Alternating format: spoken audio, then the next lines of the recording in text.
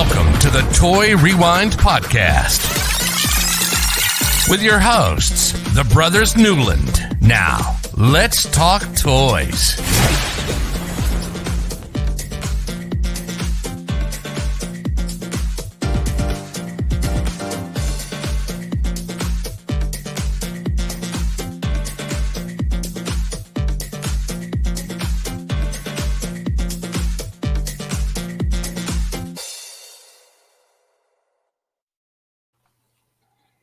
Hey everybody, I'm Michael.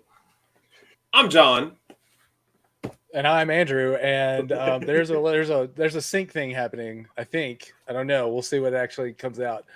Because I saw John's video go, and then he said I'm John, and then I was like, okay, there's a sync thing going on. Welcome to the Toy Rewind Podcast. It's a little place where the three of us like to get together, even if there's sync issues or whatever, and talk about the toys of our past or retro toys, however you want to talk about it. I don't know if I don't remember these guys that we're going to talk about today, but maybe John and Michael do. This week, Andrew, we're rewinding. Andrew, is that the kitchen sink or the bathroom sink? Wait, what? You just baffled me. What? I didn't say anything about a sink. You said a sink issue. We're having a sink issue. He asked you which sink did you have an issue with? Just wondering which sink. Sorry, I'm spelling sink a little differently here, guys. So you're killing my brain. All right. Okay, hold on. Let me finish. This week we're rewinded back to 1985, and we're going to talk about a Coleco toy line called Sectaurs. I don't remember this one. Hope you guys do. Do you guys remember this one? Nope. Nope. I didn't until I saw the little gimmick. And of course it's got a gimmick. Don't say what the gimmick is yet. I'm not yet, but okay. But that did spring into mind when I saw that. I said, I remember these. I don't remember if I had them or if we had some friends that had them. I just remember that. So, John, this is the same person who just asked what that funny door was on the top and forgot the word trap, but he remembered the gimmick, which is good. Also, we're recording this on MLB opening day, and I just want to talk about this. This Randy Johnson killed a bird. I don't know what year this was, but this is amazing. He threw a baseball and killed a bird. I mean, how do you do that? So it was by accident. It's always fun to talk about sports with John because he has no idea what we're talking about. No, but that's cool. But this came up because I said I was going to the game, the Rangers and Diamondbacks. You said the Diamondbacks, yes. So I'm going to their game on May 2nd. So, and the first thing Andrew thought about was Randy Johnson, who pitched for the Diamondbacks at one time, killing a bird with the ball. Yeah. If you're listening to us and you've never seen this, just go to Google and type in Randy Johnson, and the first thing that'll come up is bird. Just watch the video. If you're watching us, we just played the video. It's crazy. I mean, how do you Michael's size, the ball's like this big, and the ball's that big, the bird's that big, and the bird's the bird was just in the wrong place at the wrong time. Definitely. This reminds me of also the time that Dale Earnhardt ran over a seagull in the Daytona 500 and wrecked his car. So birds should probably stay out of the sports. Yeah. Unless you're Larry Bird, then go play some basketball. All right. Unless you're the Cardinals or the Baltimore Orioles or Toronto Blue Jays. Or when's the last time any of those Seattle teams Seahawks won? When's the last time any of those teams won, besides the Seahawks? They still suck. When's the last time any of them won something? The Blue Jays may do pretty good this year. Okay, well then they can prove me wrong at the end of the year. Baltimore's right now pretty decent too, and St. This Louis is all coming. As a Ranger fan, we won't talk about St. Louis. So St. Louis don't exist. They don't exist. So this is all came up because Michael's obviously wearing his Rangers cap, and I busted out my Colorado Rockies hat for opening day. So, all right, but we're not a sports episode, or we're not a sports podcast. So let's talk about some toys. Before we do that, John, do your thing. All right. So check us out over at our websites over at toyrewindpodcast.com or acrossthestreamsmedia.com. If you happen to be on Cross the Streams Media, click on the little microphone down in the corner and you can leave us a voicemail. Please do. We'd love to hear something. We might actually play them. If we actually get one, we'll play it. You can email us at toyrewindpodcast@gmail.com. Instagram, Twitter, and Twitch is all Toy Rewind Pod. Facebook and YouTube are Toy Rewind Podcast. And of course, if you'd like to play a game while you're listening to us, hopefully everyone's listening to us all the way through, go to podcastbingo.com/Toy Rewind and you can play a little game. Maybe Andrew will update some squares soon. I mean, the traffic would have to pick up. So if somebody starts playing, I'll start updating. Maybe. If someone sends us something, he'll update the squares all of a sudden, just so because If one share that person, to us with Instagram, Twitter, I mean, whatever. Share it any way you can. if one person sends me a tweet or sends us a tweet that says, I use your podcast bingo, I will update it. All it takes is one person to make a difference. Okay. Larry. There you go. I got nothing else to talk about. I know Anybody he's got a lot get anything, going on, but you guys get anything fun this week? get anything? No. Yeah. Like toys, because we're a toy podcast. We've talked about sports. So we're going to get back to toys. I got some diecast cars, some cool Auto World. I got this green light charger from the show Yellowstone. This one is a Walmart chase piece, because their chase pieces are called green machines because they have green highlights on them, but this one's got blue highlights. So I was gonna say, if it's got, I see black and blue, no green. So how's it called a green light? that's green light's the name of the company. So their chase pieces have green accents, but since this is a Walmart version, it has blue accents because they changed everything to blue. Yeah, they had some Target exclusives a while back, and they were red highlights. Oh, cool. So, but I found this. I don't collect them, so I'll eventually move it to somebody else. But it's a kind of a cool piece. It's a 2011 Dodge Charger Pursuit police car. It's sheriff, and it's got the Yellowstone TV show. Is where it's so from. Michael, have you watched any of that show? I have not. Okay, so I don't feel so bad. Yeah, don't feel bad. It's a great show, but don't feel bad about watching it. Okay, I heard it's really good, but I don't have time to. I got other things I watch, and if I watched it, I wouldn't have time for my other stuff. And I have to all tell you that. This It's good, but I have this really weird story. Okay, so I was unpacking a few things, more Batman stuff, right? And I found this guy, little Batman. He's kind of funny looking. I was given to him. He was given to me the first time we moved to Colorado in 2015. The kids found him in our apartment complex, just laying on the ground, and they brought him to me and gave it to me. So I threw him with all my collection. Didn't know what to do with him because he's just there, right? Sat on my desk for a while. Then when we moved to Wiley, did I freeze? Am I back? Okay. No, you're okay. Go. Good. When we moved to Wiley, moved from Colorado to Wiley, a friend of mine gifted me this. It's a tumbler, right? Yeah. It's a little weird. Wheels don't move, but the top pops off, and you can see down inside there, and no idea about anything about it. Well, I unloading stuff, and I started looking this up last week, and it says Mezco on the bottom of it. Mezco China. It's the only thing. There is no actual logo. It's literally just says Mezco in just like no weird font, just like typed on there. But then I found this guy and I got to looking, and he has a funny logo on his foot, and it's an M, and I Googled it. I found out that's Mezco's logo. So he goes with that car. I got to looking at the car and I opened it up, and you can't see it on the screen, but there are inside the little cockpit, there's little holes that his freaking feet fit perfectly into. This dude goes with this. That's kind of random that you found something and then someone gave you something to go with it. Yeah, but in two different states. Yeah. Yeah, but the guy who gave me this just found it. He was like, "Hey, I don't know what to do with this." Like, he didn't know I had this character. He just knew it was Batman, and he was like, "Hey, yeah, I don't have anything to do with it, so take it." Well, you really didn't. So you're pretty much following the person who lived before you and had those pieces, and they're dropping them while you're following behind them. I guess so. I'm wondering if there's another figure that goes with it. I tried to do some Googling, but all I could figure out was that they went together. I couldn't figure out if there was more that went with it. Contact Nate and ask him. Figure fan Nate. Oh, I should be like, hey Nate, what goes with he's this? He's a big Mezco guy, so he talks about Mezco all the The time. logo happens to be really small, and I was like, toy logos, and found it because I can't read it. It says something around it. I assume it says Mezco, but it's so small I can't read it. So, interesting. Just thought I'd share that story. Finding toys, putting them back together, making life better for everybody. There you go. Right. You guys ready to talk about some Sectaurs?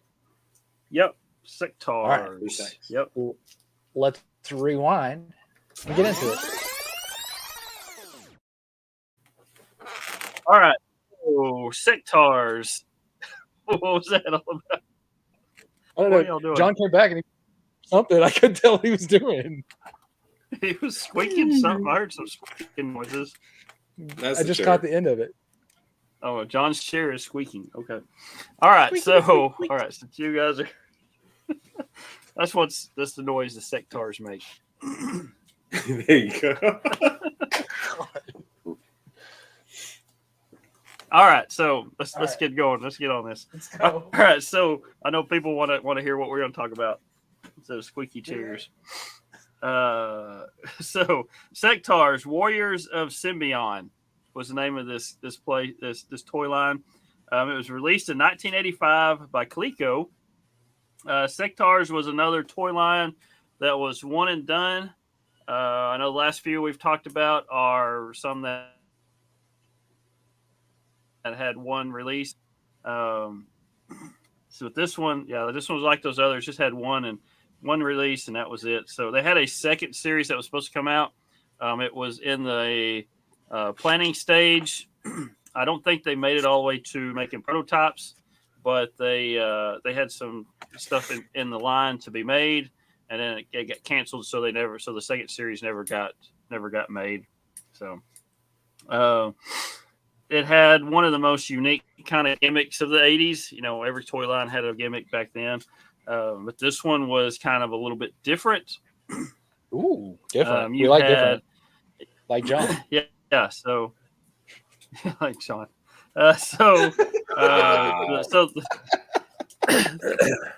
right. So the backstory of this line kind of goes like this. This is what was on the back of one of the cards of the boxes that these came in. So on the distant planet Symbion, genetic experiment fails. Frightening changes take place that cannot be stopped. The result: a world where insects grow to be frightening. Let me say it again. A world where insects grow to be frightening proportions. If I can say that. A world where inhabitants have taken on the awesome characteristics of insects, where the good of the shining realm is locked in mortal combat with the evil of the dark domain. Telepathically bonded in combat, Sectaur warriors join with their insect companions in the ultimate battle of survival. So, somewhere back in time, they had some kind of genetic experiment, and it went wrong, and everybody turned into half insect people, and they had a telepathic bond with other insects. So that's the gist of it. Okay. So all these figures came with a mini comic book like other lines at the time. Motu had Masters Universe had theirs, and some others had little comic books that kind of described a little bit of features of each character in the line. Marvel also had an 8-issue comic series that started in June of 1985. The storyline kind of stuck closely to what the mini comics had, and that way they kind of synced up together. There was also a cartoon miniseries for the line. It was 5 episodes. That's all it was. It was produced by Ruby Spears Productions. Some other notable shows that from Ruby Spears Production was, I don't know if you remember some of these, but Fang Face. I remember that one. That's an old one. The Plastic Man Comedy Adventure Show. That's another good one from the early 80s. My favorite is Thundar the Barbarian. That was from them. The 1983 version of Alvin and the Chipmunks. And then the Mr. T show. And all our favorite show, Centurions. was Take also back to episode 1. Yeah, all the way back to episode 1 of us. So hey, those can we were talk some about of the, this? Let's get to this gimmick because I've been trying to figure out what it is. And I don't hold know on, what I'm it not is. there yet. Well, I'm impatient. You know this, Michael. I know. So I'm leaving everybody in suspense here. So the figures themselves were 7-inch, so they were big figures. Okay. These are big for the size time. figures. Yeah. So what was Mo2 again? 5 inches? 5-inch, yeah. Off the top of my head, I have to go back and look. But I see the line consisted of just 9 figures. These all came with their own insect friend. Each figure also came with several accessories with them. Okay, Andrew, here's it. The big gimmick of this line that I alluded to earlier was that 3 of these guys, actually 4 of these guys, their insect friend were big enough for the figure to actually ride on. But it wasn't mechanical or anything. You actually put your hand in it and moved it around. So that was the gimmick. It was a hand puppet. So 4 of these guys came with a hand puppet insect, and you'd use 4 fingers for the legs, so it had 4 legs, and your middle finger would go in the mouth, and it would open up, just grabbing. And it could actually grab other figures if you moved it right. So, considering our history with puppets, why did Mom and Dad get us any of these? Because they're kind of creepy looking, probably. I mean, it's an ugly looking spider thing with looks like it's wearing a tiger fur. I was going to say, zoom that in. Yeah. I mean, these were actually, the puppets are actually pretty cool because the deal says your hands were in the adventure, which really means your hand is in the adventure. But I mean, it's pretty cool. Yeah. Is that what that means, John? Sorry. That's exactly. I mean, they're being very blunt. They're like, "Hey, your hand's in the adventure." Yeah. Literally. Yeah. Yeah. Okay. Yeah. So that's what I remember. I remember these little hand puppet spider things with these figures. That's what I remember. But I don't remember if we had any or if any of our friends had them, and we went and visited our friends. It would have been your friends. I don't remember these. No, it would have been my friends because this was 1985, 86. If we had any left over, I don't know if I had friends at that point. You had me and Michael. Yeah, you were. Don't answer that. Don't say anything. So 4 of these had those big hand puppets. And while you're got your hand in there moving it around, the figure you can ride on it. And it'll snap on good enough where it won't fall off. So I couldn't play with these. These are for 5 and up. Okay, so you weren't old enough. I weren't allowed to play with them. All right. So see the other figures had the smaller insects, and it had the smaller insects also had action features as well, but. So let's talk about this one John's got up now on the screen.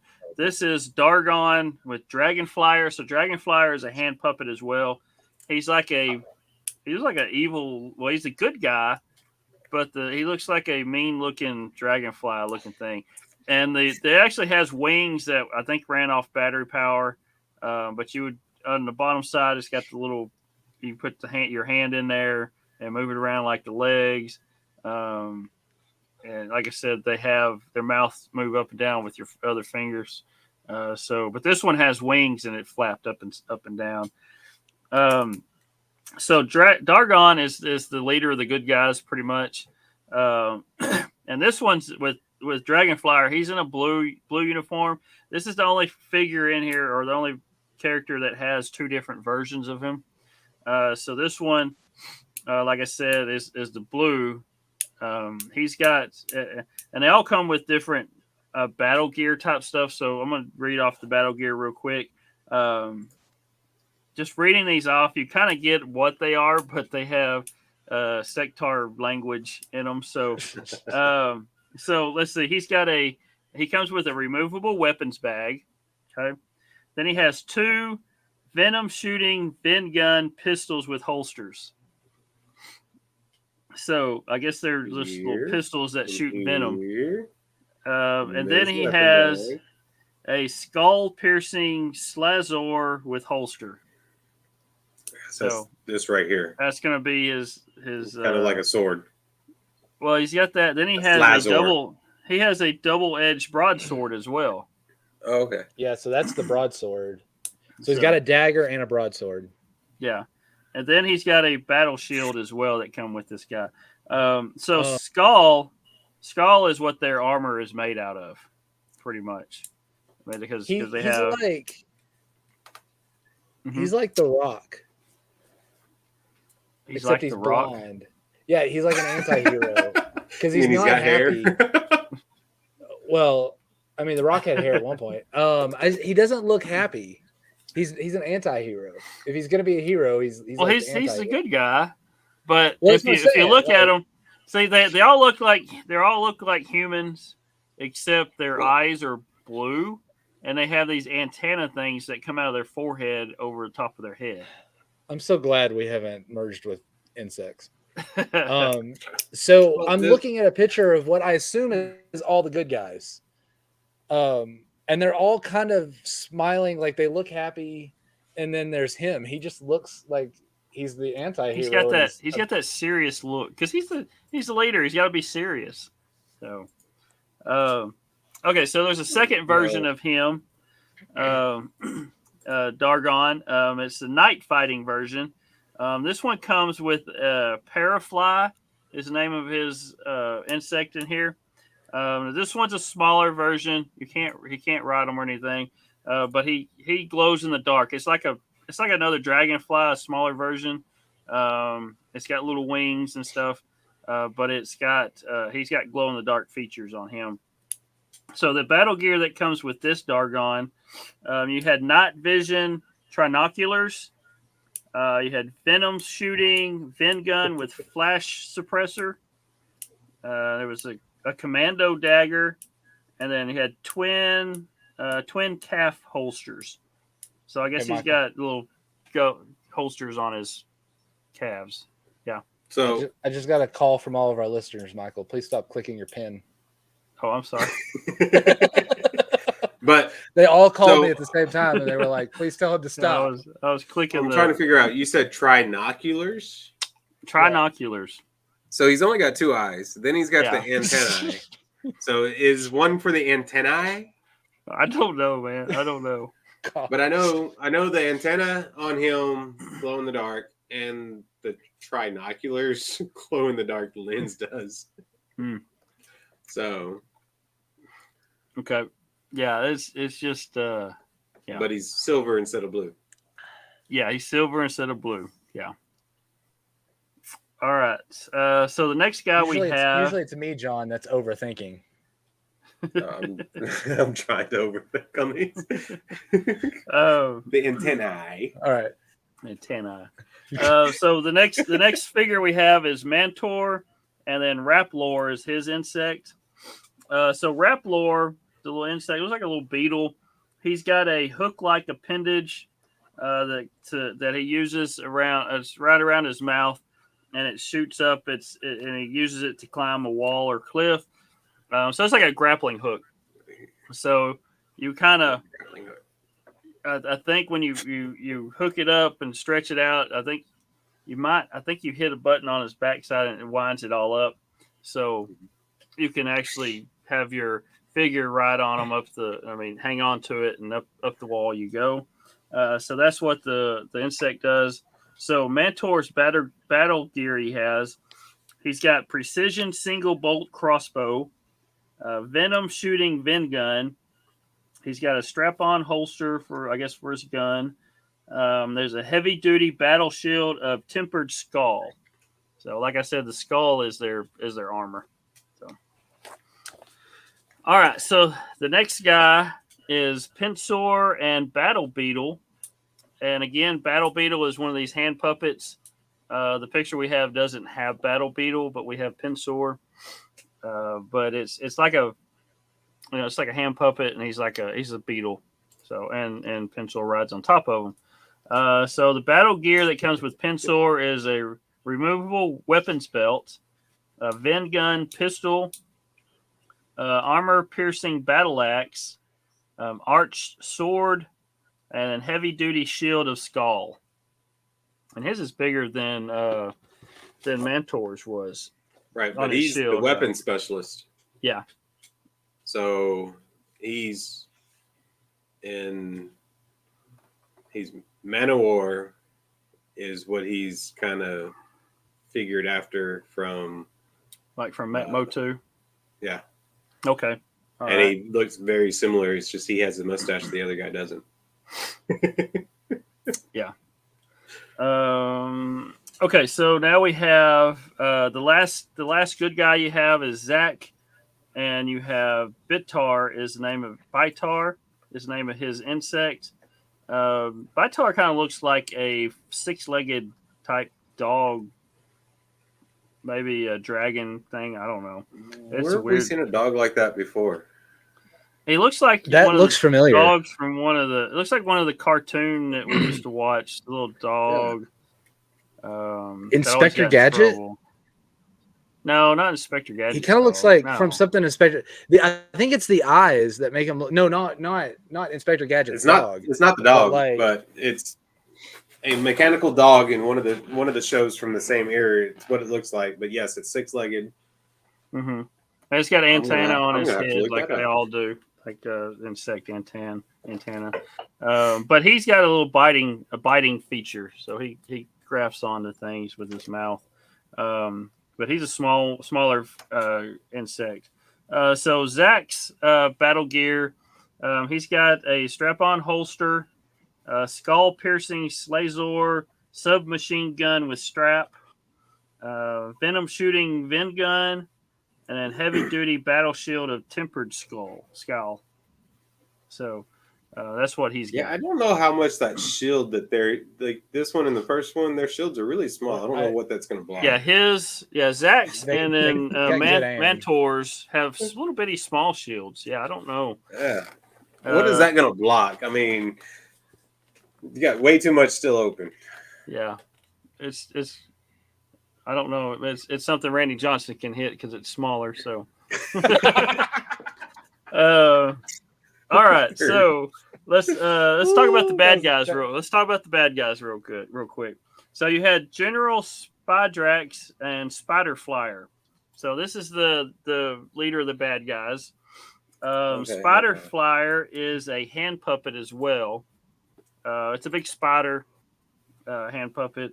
So his General Spidrax's let's see.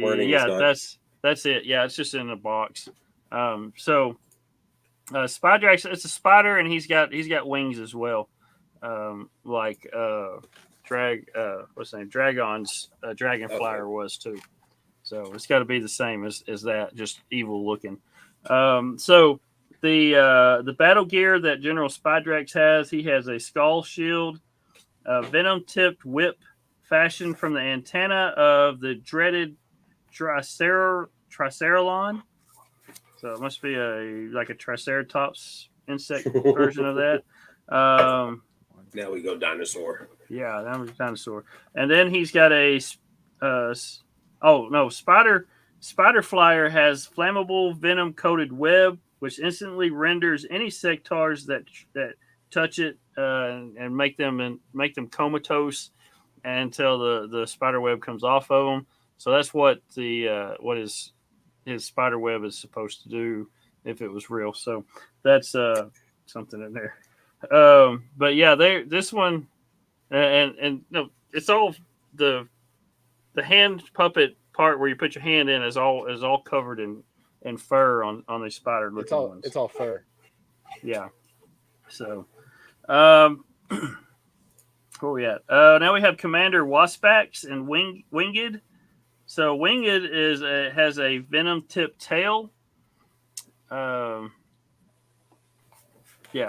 and I think it just kind of spins around. I didn't get a good look at this figure. I couldn't find any good pictures of it, but I think Winged has, and you can kind of tell in the back where his tail can go up and down. That's where he's got the venom in. So the battle gear that Commander Waspax has, he has venom firing Vin gun and military holster, twin edge saber and scabbard, then heavy duty battle shield of hardened skull. I don't know what the difference between the other holsters and this one being military.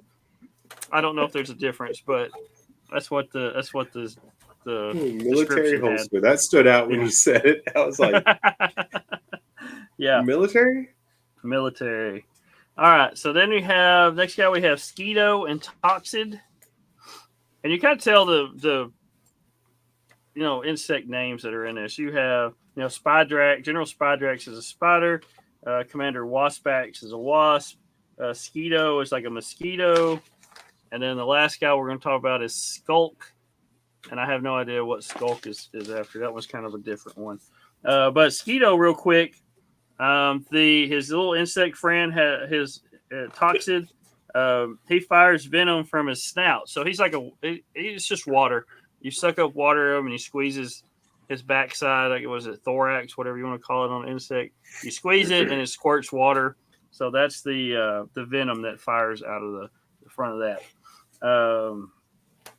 So really the only thing I have on weapons for him that I saw, he's got a stalk of skull honed to. Oh, it's just a thing of skull that is honed to a lethal piercing point, and he's got a shield. So it's like a sword is what he's got made out of that armor. An armor, sword, and a shield. Yeah, and it's a little bitty shield again too. Yeah. And then you have Skulk and Trancula. Trancula is also a hand puppet. This is the one, he's got tiger fur on him. The weapon gear, battle gear for Skulk is a removable weapons belt, a Vin gun pistol, anti-warrior dart wing, and single edge dagger, and then heavy duty shield of skull is what he has. So, but they all come with a insect with them that does different things, and they all come with the various different accessories, and they all have antenna sticking out of their forehead. So that's kind of a I know before we get on to some of the hive and stuff like that, did you see where the idea came from for these hand puppets? No. Did you see where it came from? Yeah. So Tim Clark, well-known name and everything, worked on all these deals, Dark Crystal, everything like that with Jim Henson, I guess, and everything. Back in like 78, he was on set doing something and started putting all these parts together. And then he got invited to a Halloween party, but he didn't want to wear a mask. So he created a fly on his hand, on a glove, and walked around the party with this. And then later on, it progressed into this. And he was one. I think Jeff Lawrence was another one. When you look up names in the toy industry and stuff, they've got all this stuff. But I mean, they go into detail on that video that I sent y'all to, about how all these came about and stuff, and how he propositioned it, and then it became something, and then Coleco bought it and everything and stuff like that. So. But it was actually really interesting to see that it was a Halloween party and he didn't want to wear a mask, so he made something else. But yeah, that's interesting. I would have learned more if you would have sent me that video sooner. as soon as I watched it. Sorry. That's I all was a little right. behind on my studying, but I hit that one and I was like, okay. And then it just kept going. And I'm like, wow, this actually has a lot of information. And in it. this But it's line, got a lot of background into Coleco also. yeah. So, or Connecticut Leather Company, however you want to say it. Yeah, Coleco. Coleco. John Andrew says it. Yeah, Coleco was, they didn't last but a year and a half, 2 years after this by the time they went bankrupt. So they were struggling at this time. By the way, they were trying John, to find the thing that would carry them on.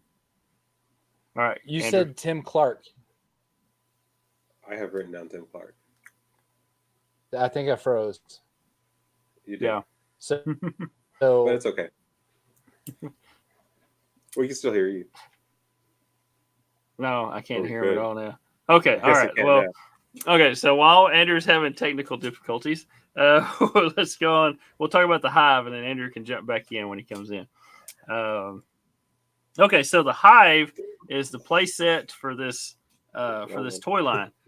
This is at the time, with these guys being 7 inches tall, you had to have a pretty good sized play set for this. And at the time that this thing was on the market, it was the biggest play set you can find. It was 3 foot tall, and what was it, 28 inches wide?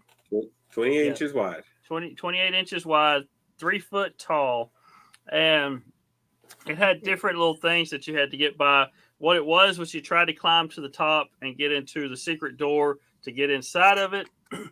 So when you're, there's another door in there besides the trap door. So when you start the bottom, you look and there's like this little hole in there. Well, if you look on the back side, you had this little finger puppet snake that you would stick your finger in through it, and it would attack your figures from the outside. And then if you get past that, the next one you had to fight, you had a hand puppet spider, so your hand would come through and fight them, look like a spider coming out of the wall. Then when you get past that, you climb up the steps a little bit, you have a collapsible balcony. So you get up there, and if you can pass that with the balcony not falling and you falling off the balcony and into the spider lair, then you have on the other side, there's this big wrecking ball on top of the thing, and you can lower it or raise it and swing it around, and it would knock your figures over left or right, whatever.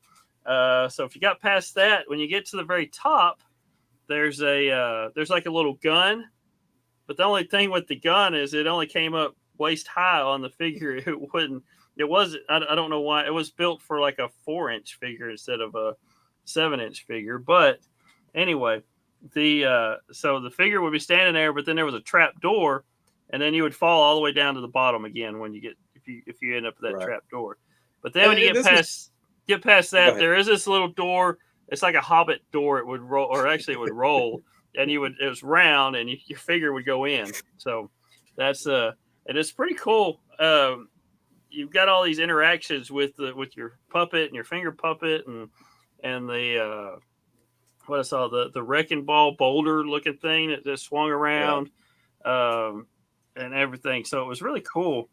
The only the only bad thing about this was on the backside when you got in, it was just plain Jane. It was just a piece of cardboard with with like computer stuff on the inside.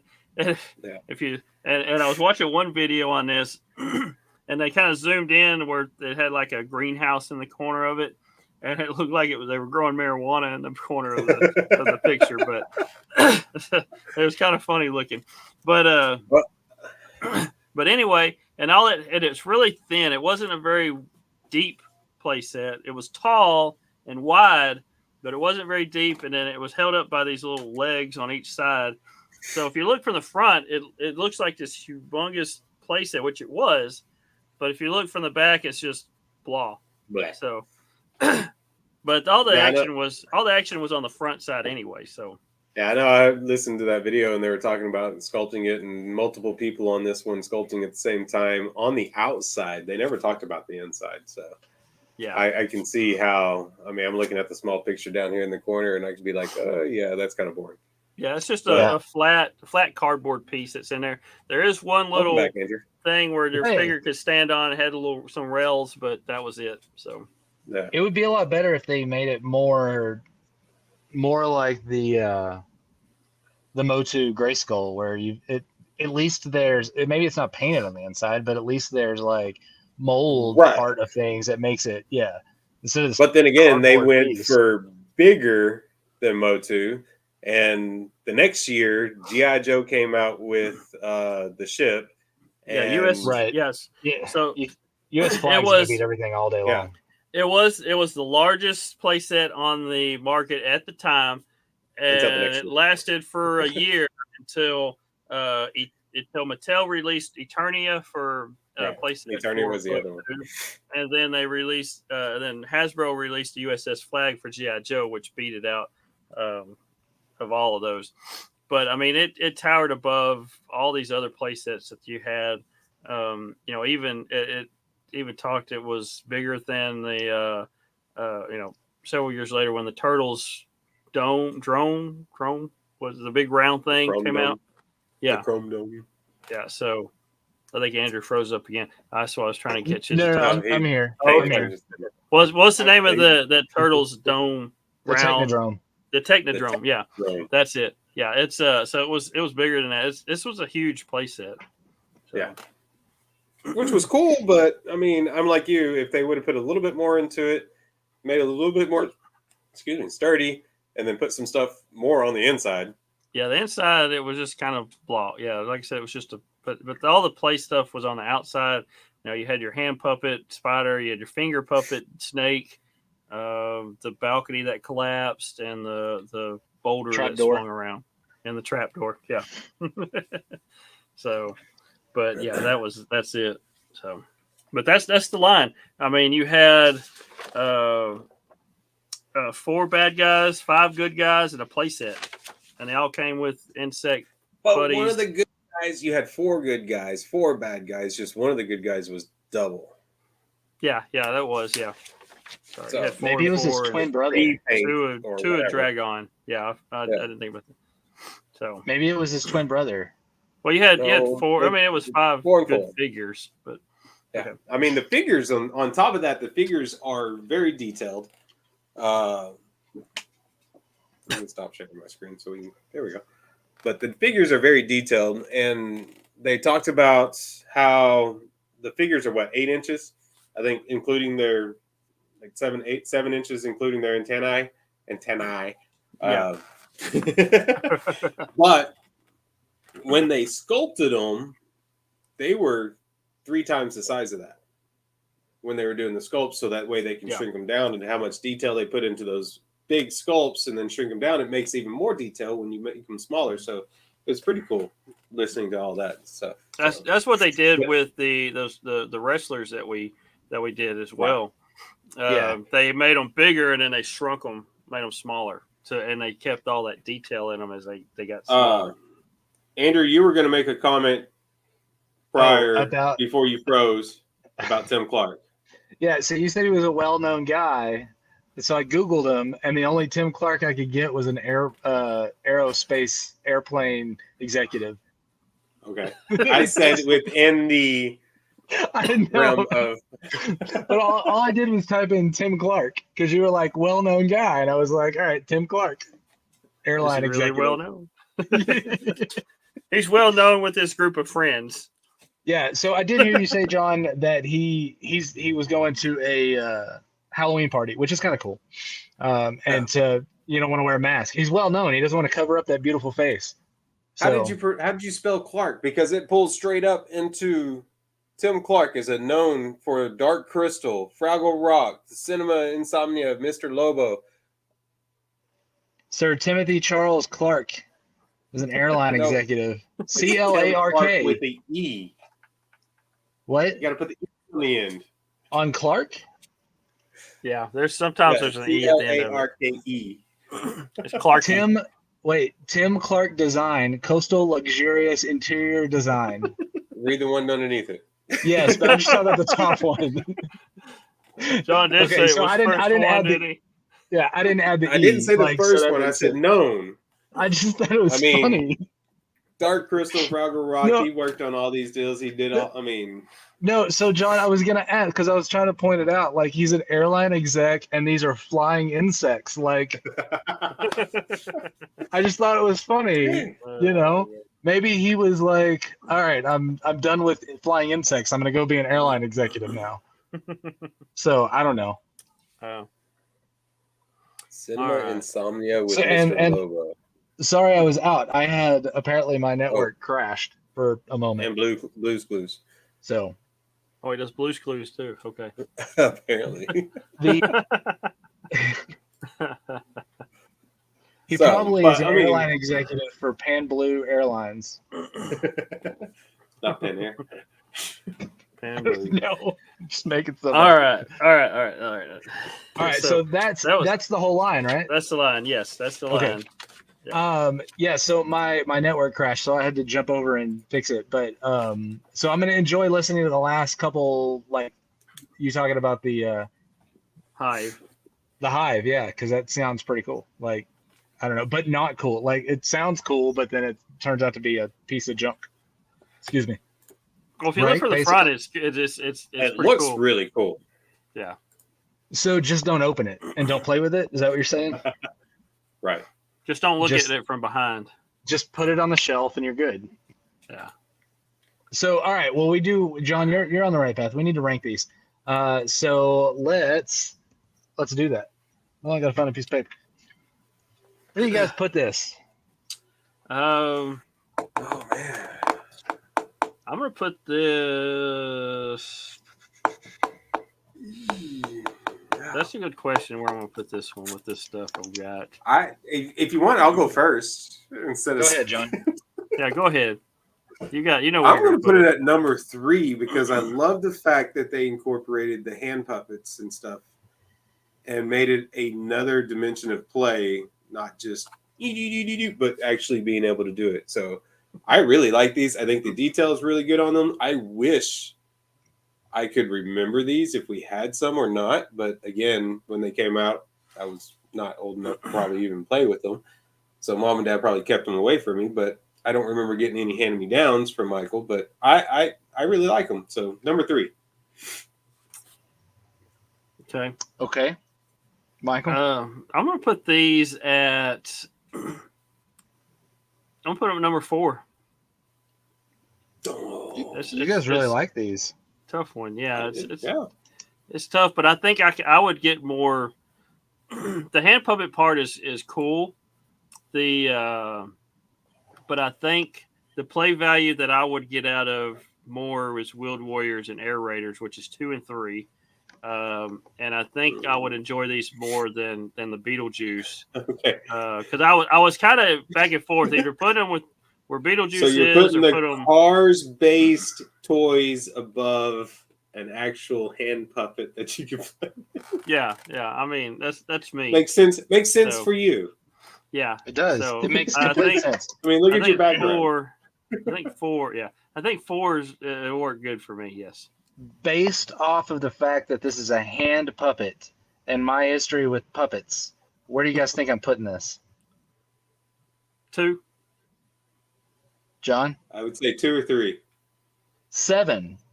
7. Oh, 7. Okay. Wow. I do like the puppet part of this. It's very interesting. I think there was another toy line we talked about that had something that was puppets or whatever. I like that. I like that. It's cool. I wish they would The have been Street able Sharks to. had the puppets. Oh, the Street Sharks. That's what it was. I was like, Yeah, I knew there was they another didn't one we have, talked like about. they were just like this. They weren't actually Right. being able to do the legs and stuff. Yeah, so I like it. The playability of these looks fun. A little before my time. Obviously, I was I was too young, and I don't remember these at all. But I still think it's cool. But these other things that are above it, Street Sharks, really liked Wheeled Warriors, even though it was kind of in that weird thing. But I remember Food Fighters, and like these other ones that are above it. What? I said that makes sense. Yeah, I remember that things more. I do like this, but I don't know. I like the Beetlejuice stuff a little bit more. Well, so do I. I mean, that's why it's number 1. I mean, obviously it's number one for you. You're just weird though, John. Like Street Sharks is number one. It's the best in this whole factor of things that we're talking about. So, shout out to our other podcast friends. yeah. So, no, I think I'm going to put it at 7, which should factor this out to be in a more normal spot for the three of us, since you guys ranked it really high. Really wasn't much higher than mine, but still. All right. All right. So those rankings, if you want to check those rankings out and you're listening to us, go check out toyrewindpodcast.com. Up at the top of the list, or the top of the website, there's a link that says rankings. You can go see all of our rankings from the last few, ever since the first round of rankings. We usually do 32, and then we start a new bracket, basically. So there's been some stuff we've done in the past with those. But you can see those, how we kind of rank stuff. It's kind of like Top Gear. What, John? No, keep going. Yeah, it's like Top Gear when they race the cars. That's the whole point of when we came up with this was a Top Gear thing. Yeah. Yeah, putting it on these lists and everything. So we enjoy doing that. There's also a few articles on there. Something that Michael doesn't know about. I'm going to talk to him about those notebooks he has, because I want to get my hands on them. We're going to start adding some more content to the site here real soon. So check it out. That's toyrewindpodcast.com. You can also listen to our podcast over at crossthestreamsmedia.com, where we are partners with a whole bunch of partner podcasts that are there. Pretty much anything, if you want to listen to it, any kind of topic, it's there. You can find it. So please check that out. You can find them just any social media. You can find them Cross Streams Media or CTS Media. You can find them. Also, be sure to follow us at Toy Rewind Pod, and I think John does a better job at those. But Toy Rewind Pod, and like today, I put out a tweet about we were recording this episode and asked for some feedback. I got nothing. So go follow us. Find that. Trying to get a little better at putting some stuff out there. Maybe you can follow, or maybe you can join in. If you send us something, we will talk about it. You will get mentioned. Maybe you'll be a guest star. And you'll probably get something sent to you. Yeah, there's a pretty good chance you'll get something sent to you. So do that. We'd love to interact with you guys. By the way, as I was looking up some stuff earlier, I added a toy line to our list, and it's some Inspector Gadget toys. So, hey, is that's coming down the line. Bogman's on there? Yes, it should be. Okay. That's another Tim Clark one. Yeah. Is that before or after he started the airline? I don't see it. Oh, there it is. I think I'll put it on there. Yeah. It's in our rotation now. I'm going to mark it as Tim Clark so that. And y'all two need to watch that video, because it's actually like just the detail, and they get him to talk what video, so everybody else can watch it too. Yeah, we should post it. Send me the one link. I found on. Yeah, well, I did. I think it's Retro Toy Review or something like that. Where is? So I found it on YouTube. No, that's the story of the Sectaurs, a toy documentary. So if you look that up on YouTube. Okay, we'll get that out there so people can find it. With that, anything else we want to talk about, Sectaurs? We're kind of wrapping up here, I guess. Sounds like it. Nope, Michael shakes his head. John? Sorry. Stop being an insect, John. I told you, Michael, he's the weird one, okay? All right. All right. With that, be sure to check out all of our stuff. We'd love to hear from you, all that good stuff. Also, we haven't talked about it much, but you can also follow not only Toy Rewind Podcast, but us individually. Michael is M Newland 77, John is Middle Newland, and I am New Beardland. We'd love to catch some followers. follow the podcast, and we'd love to hear from you. So with that, on behalf of the other two and the brothers Newland here at the Toy Rewind podcast, play on. Play. You've been listening to the Toy Rewind podcast. Follow and join in the conversations at toyrewindpodcast.com.